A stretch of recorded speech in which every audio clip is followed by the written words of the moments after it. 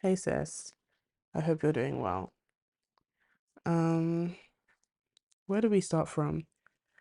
Maybe right now it's quite extreme for you and you're feeling lots of self-hatred and self-loathing and you just don't feel your best. Or maybe you're on the other end of the spectrum right now and it's just a little niggling insecurity. It's just a small whisper in your ear, but it's constant. Both are valid. Been there, done that. And neither is fun. But this week, I have to say, the little quiet niggling whispers of insecurity. Should I do an ASMR FaceTime? Oh, can I open this? That's really been snatching my wig. It's actually been very, very tough. It's been a challenge this week. Um, for me personally, at least, I've really been questioning myself.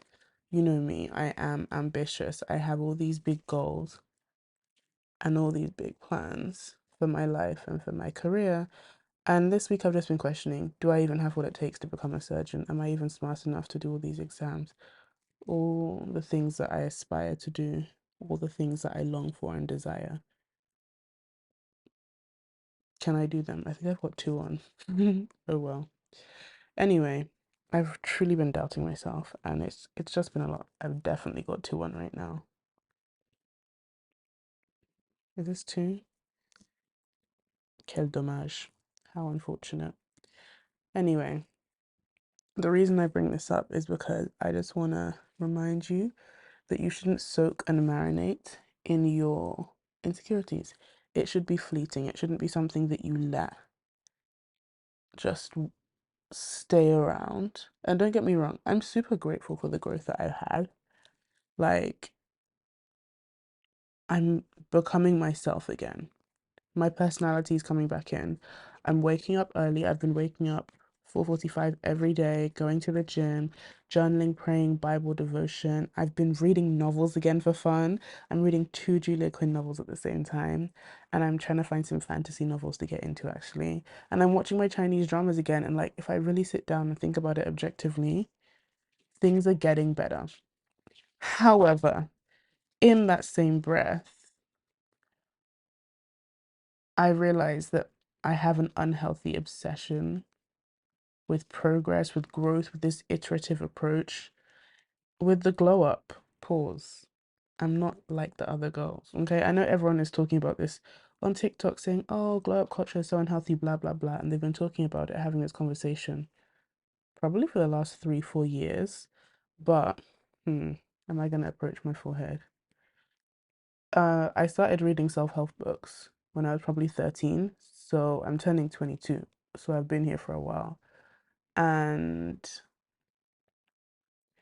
I think last summer is when everything really spiraled because I had a private story on Snap where, oh, maybe I should have gone to art school. No, I shouldn't. Let me calm down. Where I was initially holding myself accountable, and it was a case of breaking my life into 8 different chunks. It was mental, emotional, physical, spiritual, academic, career, financial, social. Is that 8? Anyway, I split my life into 8 chunks, and every week I would do a little review, see, okay, where have I had progress? Where have I grown? Where am I doing well? And then where am I stagnant? And at first, yes, it was objective, but then it got to the point where it was no longer objective. The line got blurry, and I started equating my worth with the progress I would make in these different parts of my life, which obviously isn't healthy, obviously isn't great. But the reason I bring this up is because, as much as, yes, not everyone is as mechanical and robotic as me in this obsession, but it can become subtle. It can be really, really, really small, and it can start taking over all of your thoughts. How am I going to improve in this? How am I going to improve in that? And we lose sight of what matters and we stop having a good time in the moment because all we're thinking about is this evolution, and it's not always healthy. It's not always for ourselves. Sometimes it's out of spite. Sometimes it's because we want vindication. I want to prove to him that he was wrong. I want to prove to her, to them, that they should have picked me. They should have chosen me. And that's not great because we have to sit down and realize, are we picking ourselves? Are we choosing ourselves? Am I missing any part of my face? At the end of the day, we shouldn't crucify ourselves and self-flagellate for being insecure because human nature is fallible. We are imperfect by design.